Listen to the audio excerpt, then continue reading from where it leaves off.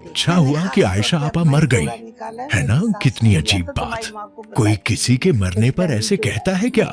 मगर आयशा आपा को मरे तो कई साल बीत चुके थे। बस हुआ ये कि उनकी डेड बॉडी कल मिली, एक फ्लैट में, जहां वो कई सालों से एक भूत की तरह अकेली रह रही थी।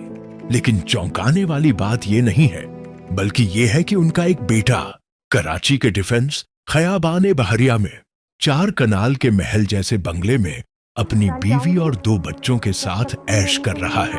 दूसरा बेटा इस्लामाबाद में चक शाहजाद में 8 कनाल का फार्म हाउस है उसका, और बहरिया में एक लग्जरी कोठी भी। कराची में भी करोड़ों की प्रॉपर्टी, और माँ, उसका ये हाल। आयशा आपा, जिन्हें सब जगत आयशा आपा कहते थे, ऐसी तो वो कभी नहीं थी। यही कोई 10-15 साल पहले न जाने उनके मन में क्या आया, सभी बच्चों को बुलाया और अपनी सारी जायदाद उनके नाम कर दी।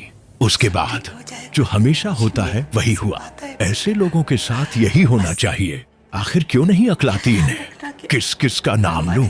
उनके अपने ही बच्चे कुछ ही महीनों में बोर हो गए। आयशा आपा एक दिन तलत हुसैन साहब के सामने फूट फूट कर रो पड़ी।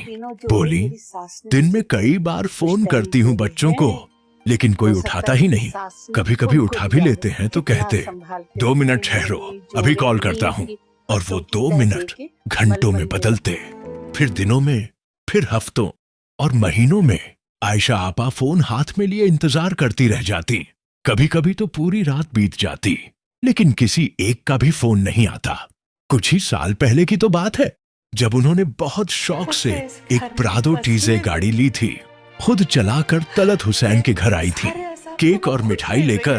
फिर होती वो, और कराची की सड़कें अपनों को कभी नहीं भूली, गरीब रिश्तेदारों को भी नहीं। उनकी डायरी में बाकायदा एक शेड्यूल होता था, कौन से दिन किसके घर जाना है, किसको राशन देना है, किसके बच्चों की फीस भरनी है। न जाने कितने गरीब परिवारों को हर महीने वो पैसे देती थीं।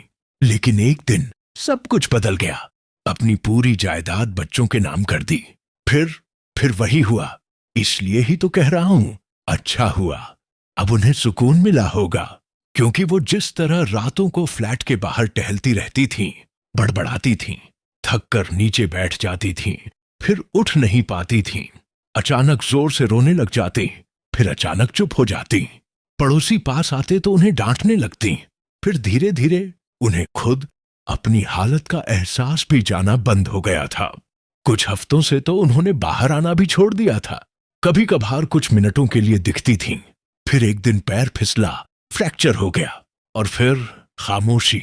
इस बार खामोशी लंबी हो गई थी। जब फ्लैट से बदबू आने लगी, तब दरवाजा तोड़ा गया। आयशा आपा को तन्हाई ने मार डाला। सीख, जब तक आपके हाथ पैर चलते हैं, जायदाद बच्चों के नाम मत कीजिए, चाहे वो कितने ही मिन्नतें करें। जिस दिन आप जायदाद नाम कर देते हैं, उस दिन समझ लीजिए आपने अपने हाथ पैर खुद काट दिए। अब इज्जत तो छोड़िए, आपको वक्त तक नसीब नहीं होगा। एक भुला दी गई अदाकारा आयशा की कहानी। 1941 में जन्मी आयशा पाकिस्तान की मशहूर अदाकारा खालिदा रियासत की बड़ी बहन थीं। उनके पिता रियासतुल्लाह खान 1960 के दशक में कराची पुलिस के सुपरिटेंडेंट रह चुके थे। आयशा ने कराची यूनिवर्सिटी से ग्रेजुएशन किया और फिर रेडियो पाकिस्तान से अपने करियर की शुरुआत की। उनकी पहली रेडियो परफॉर्मेंस सिर्फ 9 साल की उम्र में हुई थी। 1966 में जब पाकिस्तान टेलीविजन पीटीवी की शुरुआत हुई, तो आयशा उन पहली अदाकाराओं में से थीं जो स्क्रीन पर नजर आईं। उन्होंने कॉमेडी से लेकर गंभीर और ग्रे शेड्स वाले रोल्स में अपनी एक्टिंग का लोहा मनवाया। उन्होंने तलत हुसैन, मंसूर कुरैशी और खासकर काजी वाजिद के साथ कई यादगार किरदार निभाए।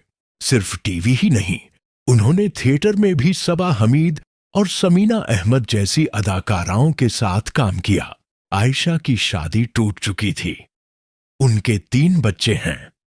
एक बेटी आलिया बीबी, जो 90 के दशक में एक टॉप मॉडल रही, और 2 बेटे। 19 जून 2025 को आयशा की लाश कराची के गुलशन ए इकबाल में उनके अपार्टमेंट से मिली। उन्हें सखी हसन कब्रिस्तान नॉर्थ नाजिमाबाद में दफनाया गया।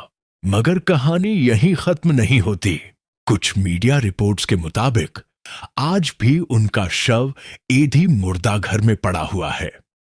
एधी फाउंडेशन के मुताबिक अब तक उनके बच्चों ने कोई संपर्क नहीं किया। कहा जाता है कि उनकी बेटी और एक बेटा यूके और मलेशिया में रहते हैं, जबकि एक बेटा इस्लामाबाद में है। एक जमाने की मशहूर अदाकारा आज गुमनामी में ऐसी मौत मरी कि कोई पहचानने तक नहीं आया। अगर आपको ये वीडियो दिल को छू गया हो तो चैनल को सब्सक्राइब जरूर करें और वीडियो को लाइक करना न भूलें।